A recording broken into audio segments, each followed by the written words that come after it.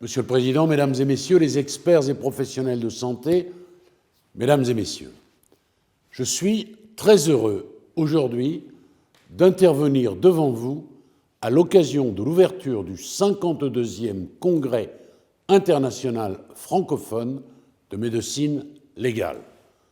La médecine légale est une spécialité médicale essentielle au monde judiciaire. Elle est un auxiliaire indispensable pour résoudre nombre d'affaires, des moins graves aux plus dramatiques. Pour bien fonctionner, au-delà de la qualité de l'expert qui intervient, la médecine légale a besoin de moyens pour accroître ses capacités et ainsi mieux répondre aux sollicitations de nos juridictions.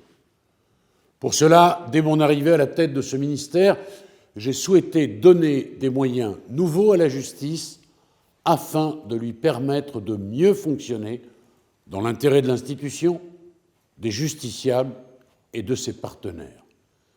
J'ai en effet voulu améliorer le plus rapidement possible le traitement par les juridictions des affaires qui leur étaient soumises, tant en matière civile qu'en matière pénale.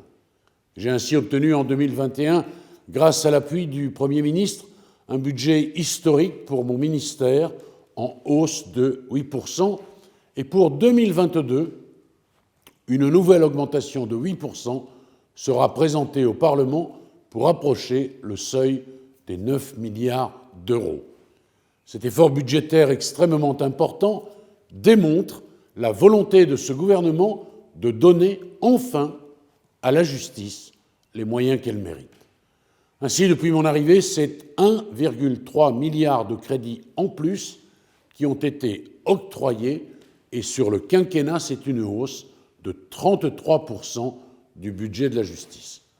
Ce budget a permis de mettre en place la justice de proximité pour renforcer les juridictions et permettre de donner à nos concitoyens une réponse judiciaire plus rapide grâce à un plan de recrutement inégalé de près de 2100 emplois publics qui sont venus irriguer tous les tribunaux depuis le début de l'année. Cela a permis aux juridictions d'élaborer de nouveaux projets et d'améliorer les partenariats avec les acteurs de terrain tels que vous. Mais au-delà de ces nouveaux emplois qui facilitent le travail des juridictions, j'ai également souhaité améliorer directement les moyens alloués à la médecine légale. Il s'agissait de renforcer la prise en charge des victimes d'infractions, comme je l'ai préconisé dans ma circulaire du 15 décembre 2020 adressée au parquet. En effet, depuis des années, il était constaté un déficit criant entre les besoins du terrain pour réaliser les actes de médecine légale et les moyens alloués à celle-ci. Ce sont près de 100 millions d'euros qui y sont désormais dévolus, soit une hausse de près de 30% en un an, dont j'ai obtenu la pérennisation. Ainsi, dans le cadre de ce budget historique, une enveloppe de 20 millions d'euros a été précisément consacrée au renforcement de la médecine légale du vivant. À cette fin, les chefs de cour d'appel ont été saisis pour transmettre dans les plus brefs délais à mes services les projets d'amélioration de la médecine légale sur l'ensemble du territoire. J'ai également pris en compte les sollicitations des élus qui souhaitaient, dans le même sens, renforcer la prise en charge des victimes.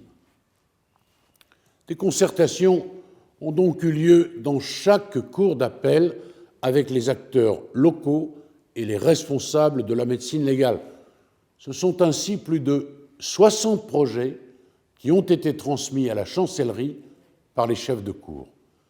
Ces projets, selon les cas, permettent soit de renforcer les structures médico-légales actuelles en allouant des moyens nouveaux, soit de créer de nouvelles structures de proximité pour éviter des déplacements aux victimes.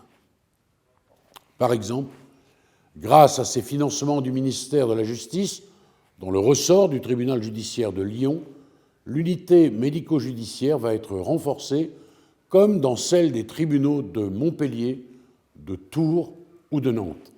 De la même manière, des unités médico-judiciaires de proximité vont être créées, par exemple, sur les ressorts des tribunaux de La Rochelle, d'Arras ou encore de Bayonne. Autant de projets qui vont permettre, en proximité, d'assurer des prestations de médecine légale à la hauteur des besoins. Enfin, j'ai également décidé de revaloriser l'indemnité de déposition des experts devant la cour d'assises.